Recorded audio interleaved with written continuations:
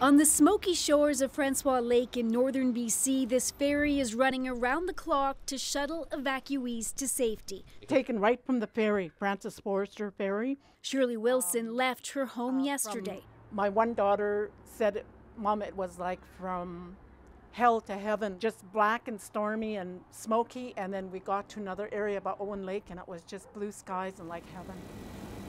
With hundreds of fires burning across the province, the BC government has declared a provincial state of emergency.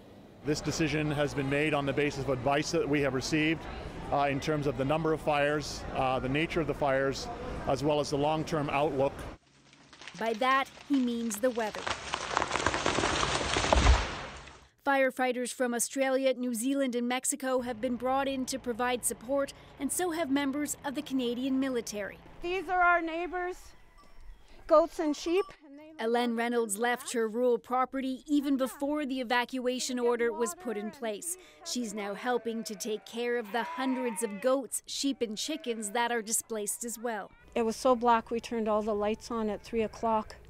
And you know, like it's not just your place, it's your friend's place, it's your neighbor's place. It's like 3 in the afternoon. That's how dark it is.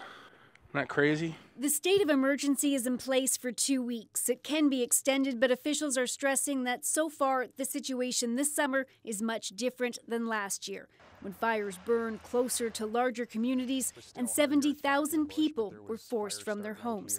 About 3,000, including Reynolds, are under evacuation order now. We had ash and leaves and pine needles coming down in our yard, and I just didn't feel safe anymore. She's trying to keep as busy as she can because it helps take her mind off the encroaching flames and the house she left behind. Briar Stewart, CBC News, Vancouver.